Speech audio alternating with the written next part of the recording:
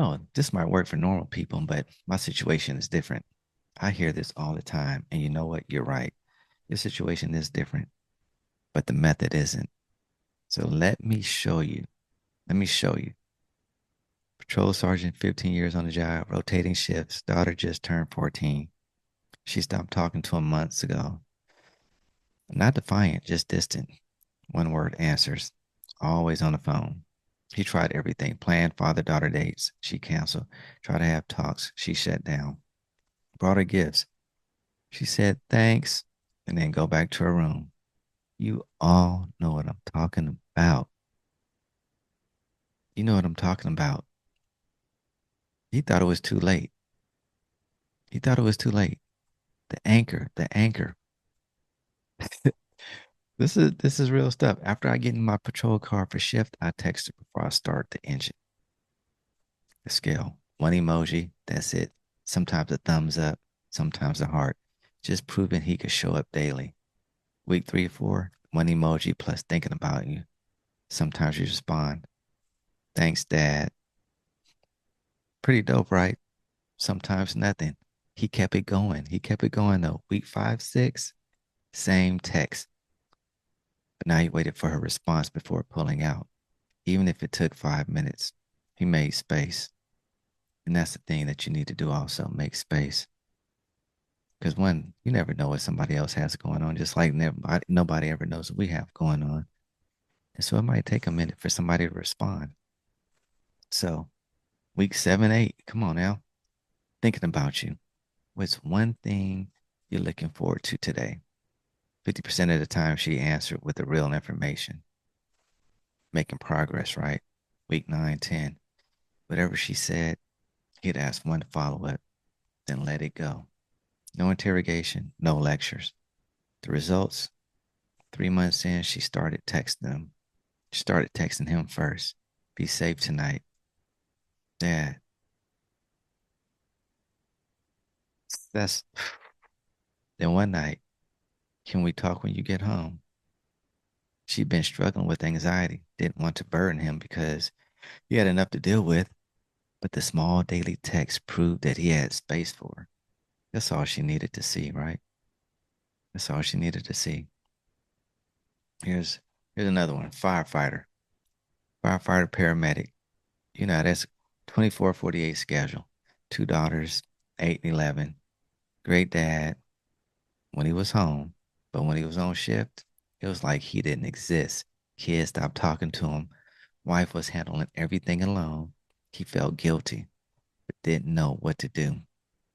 I can't be in two places at one time. Anchor. Anchor method. Here we go. After finishing dinner at the station, I FaceTime home before we cleaned up. Here's a scale. Week 1 through 2. 2 minute FaceTime, just waves. I love you guys. Hang up. Consistent every dinner. Week 3, 4. 2 minutes. Plus, tell me one thing about today. Both girls had to share one thing each, then hung up. Week 5, 6, same routine, but now you text each girl individually. Once during shift. Just a quick text. Thinking about what you said about blah, blah, blah. Thing they might have mentioned, right? Week 7, 8, on days off. He'll reference something from the FaceTime calls. Remember you said your teacher was tough? How'd that test go? The result? Here goes the result. 6 weeks in, his 11-year-old asked if she could call him at the station when she was having a bad day. Not FaceTime, just a call. He'd been available all along, but consistent FaceTime patterns proved she was reachable. Now, when she's struggling at school, she calls him even when he's on shift. So here's another one. Correctional officer. And these cats, I mean, you can't even bring your cell phone in. So there's hardly any communication with that. So 16 years in, daughter just graduated high school. They had a real conversation. They haven't had a real conversation in 2 years. He just blamed himself. He let the job change him. He's like, he became hard, and she doesn't know who I am anymore. That's his whole thing. So she was leaving for college in 3 months. And he was convinced he missed the window.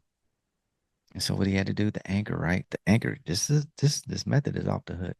When I get home and change out of my uniform, I knock on her door before I do anything else. Week one, knock, stick head in. Hey, I'm home. That's it. Even if she was on the phone, even if she barely looked up, he showed up. Week three, four, knock, dot, dot, dot. I'm home. Can I sit for a minute? Sat on the edge of her bed, said nothing unless she initiated. Some days she'd talk, most days awkward silence. He kept showing up though. Week five, six, started bringing her water and snack when he knocked. Hey, brought you this. Mind if I sit? The offering lowered her defenses, right? That's what we're talking about. Week seven, hey, I brought you this. Mind if I sit? I've been thinking about you today. Then he'll share one thing, not a lecture. Just, I'm proud of you. I'm proud of you when, or I remember when, blah, blah, blah. Result. And this is where it gets powerful.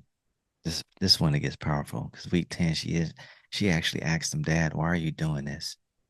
He said, because I realize I don't know you anymore. And that's on me. I'm not trying to fix anything. I just want to be present. And she started talking, really talking about college fears, about feelings that she had to be perfect, about missing the dad he used to be. And of course, she's at college now, but they text every day. Not long messages, just checking in here and there. But now they're in a position where he could go visit her, once a month if he chose to, and go out to dinner. He said he thought he needed to have deep conversations to fix a relationship. It turns out he just needed to show up consistently with something small. That's it. Just notice what the same theme is in all three stories. They started embarrassingly small, one emoji, 2-minute FaceTime, knocking on the door. They stayed consistent even when it felt pointless, even when there was no immediate response. They scaled slowly, not week to week, but every 2 to 3 weeks. They rebuilt that trust through pattern, not promises. And their daughters didn't believe their words, but they couldn't argue the daily action. The breakthrough came after they stopped forcing it, when they focused on showing up consistently instead of forcing connection. And so I know your situation is probably different. Your schedule is different. Your daughter's age is different, but the method works the same. Start with your anchor. Make it so small.